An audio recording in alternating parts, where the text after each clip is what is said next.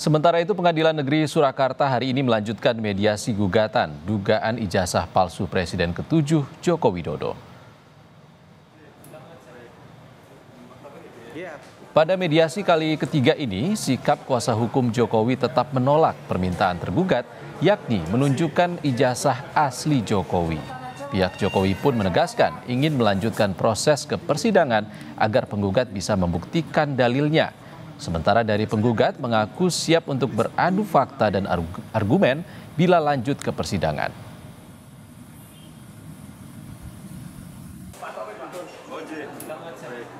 Jadi apa yang dituntut oleh pihak penggugat, apabila tergugat satu tidak memenuhi, dengan sendirinya kan deadlock.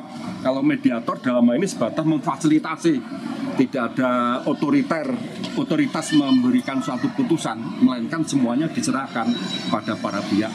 Otomatis kami siap, kami ini kan penggugat. Kami juga akan membuktikan dalil-dalil dan lain sebagainya, bukti-bukti ya tentunya kan akan kami gelar di persidangan, kan begitu. Biro Hukum Universitas Gadjah Mada mengaku sudah mengetahui adanya gugatan yang dilayangkan seorang pengacara bernama Komarudin kepada Civitas Akademika terkait ijazah Jokowi. Komarudin yang berkedudukan di Makassar menggugat Rektor UGM bersama Wakil Rektor hingga pembimbing akademik Joko Widodo bernama Kasmujo. UGM mengaku siap menghadapi gugatan dan sudah menyiapkan langkah termasuk barang bukti yang akan dihadirkan di persidangan. Sidang perdana akan digelar pada 22 Mei mendatang di Pengadilan Negeri Sleman.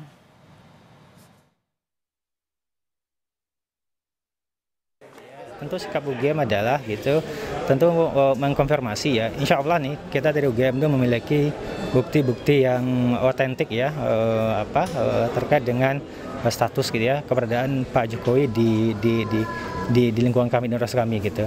Dan seperti yang sudah juga disampaikan oleh pimpinan posisi kami sama ya, kaitan dengan data pribadi. Tentu ini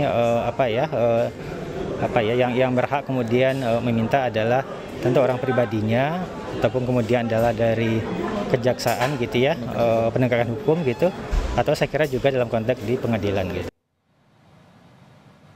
Sementara itu, juru bicara Pengadilan Negeri Sleman membenarkan gugatan yang dilayangkan Komarudin terhadap Rektor dan pimpinan UGM serta dosen pembimbing akademik Jokowi, Kasmujo, soal ijazah sarjana Fakultas Kehutanan yang dikeluarkan UGM. Pihak Pengadilan Negeri Sleman menyebut gugatan diajukan pada 2 Mei dan sidang perdananya akan digelar pada 22 Mei.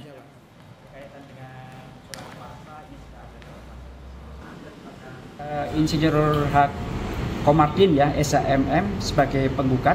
Alamatnya ini di Jalan Todopuli 5 nomor 27 Makassar ya. Beliau telah memasukkan gugatan yang berkaitan dengan adanya mantan Presiden Indonesia ya, RI. Dan ini menggugat kepada penerbit daripada ijazah tersebut. Jadi kalau besok hadir semuanya, insya Allah kita akan memediasi, mencari win-win solution. Apakah yang sebaiknya terhadap penanganan perkara tersebut.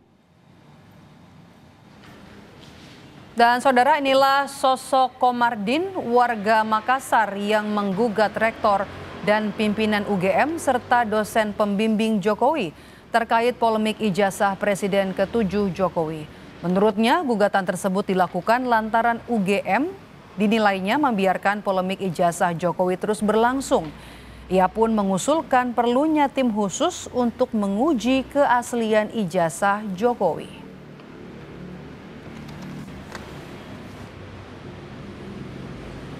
Ya, termasuk itu karena ini semakin hari semakin panas, semakin hari. Nah, ini tentu berpengaruh kepada pendidikan kita.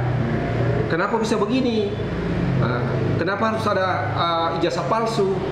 UGM ini merupakan universitas nomor 1 atau nomor 2 di Indonesia. Tentu kalau nomor 1, nomor 2 itu dari segi administrasi itu sudah divalidasi bahwa UGM ini sudah layak mendapatkan sertifikat ISO. Ya kalau semua yang pendukung kalau bisa dihadirkan Dan ini nanti kita minta supaya diuji oleh suatu tim, mungkin tim gabungan, supaya tidak curiga-mencurigai. Lebih lengkap tentang sidang perdana dengan tergugat Rektor UGM dan pemanggilan saksi atas tudingan ijazah palsu Jokowi, kita tanyakan kepada jurnalis Kompas TV Michael Aryawan di Yogyakarta dan jurnalis Kompas TV Niko Anggriawan dan juru kamera Sabta Yoga di Polda Metro Jaya. Kita ke Jogja dulu. Michael, apa saja yang sudah dipersiapkan Pengadilan Negeri Sleman jelang sidang perdana Rektor dan pimpinan UGM soal ijazah Jokowi?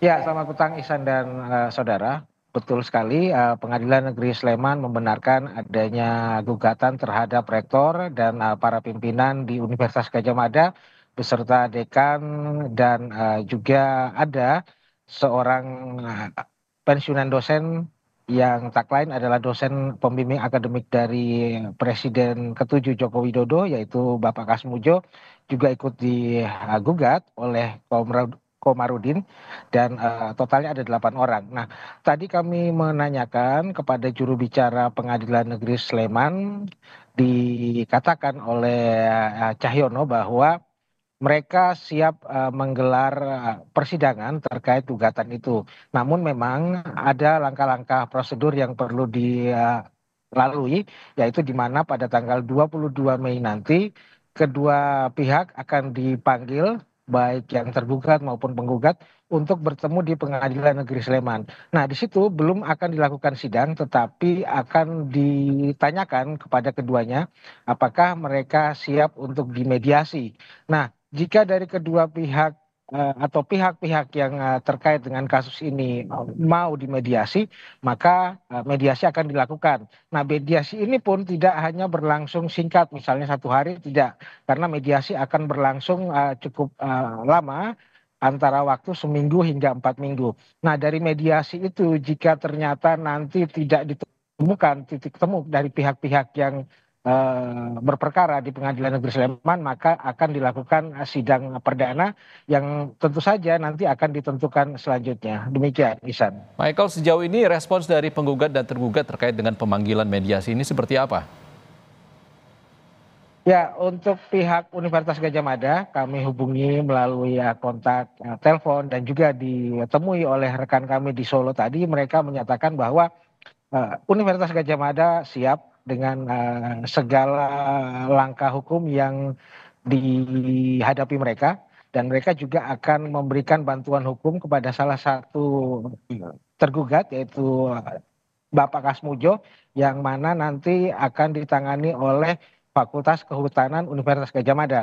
Nah, kemudian tadi kami juga menanyakan ke Pak Kasmujo, dia juga menyatakan memang secara pribadi dia tidak siap, tetapi nanti jika dibantu oleh pihak UGM maka tentunya dia akan melalui proses itu. Nah, untuk Komarudin tentu saja kita harus menunggu konfirmasi berikutnya. Demikian, Ihsan. Baik, terima kasih Michael langsung dari Jogja. Saudara, kita bergeser ke Polda Metro Jaya. Hari ini polisi memeriksa YouTuber Michael Sinaga terkait tuduhan ijazah palsu Jokowi. Selamat sore. Niko, kenapa polisi memanggil YouTuber Michael Sinaga di kasus tuduhan ijazah palsu Jokowi?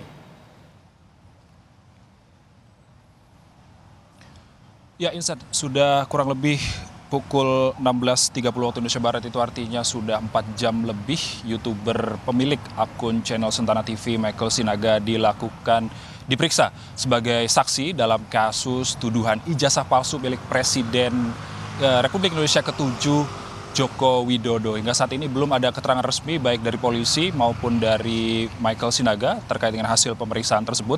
Namun tadi sebelum memasuki gedung Direskrimum Polda Metro Jaya untuk dilakukan pemeriksaan, Michael sempat menyebut bahwa dirinya ini diperiksa karena adanya pemanggilan kepada Roy Suryo dan juga Raymond Sianipar dalam salah satu agenda podcastnya di Sentana TV beberapa waktu lalu.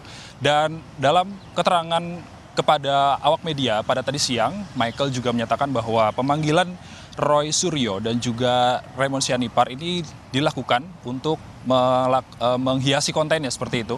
Bisa dibilang seperti itu, lalu kemudian mengisi konten tersebut karena si Roy Suryo dan juga Raymond Sianipar ini merupakan ahli di bidang analisa untuk menganalisa salah satunya. Ini adalah dugaan ijazah palsu milik Presiden ke-7 Republik Indonesia Joko Widodo. Hingga saat ini kita juga masih menunggu hasil dari pemeriksaan Michael Sinaga terkait dengan kasus dugaan ijazah palsu milik Presiden ke-7 Republik Indonesia Joko Widodo, dan hingga saat ini masih belum ada pernyataan baik itu dari polisi kapan nantinya Michael ini selesai diperiksa oleh polisi. Dan hingga saat ini secara keseluruhan juga telah dilakukan dilaporkan 5 orang terkait dengan tuduhan ijazah palsu ini, diantaranya adalah Roy Suryo dan juga ada Raymond Sianipar, lalu ada salah satu tokoh Rizal Fadilah dan juga Dr. Tifauzia Tiasuma. Demikian, Insan. Niko Anggriawan langsung dari Mapolda Metro Jaya. Sebelumnya ada rekan kami Michael Aryawan dari Yogyakarta. Terima kasih kawan-kawan.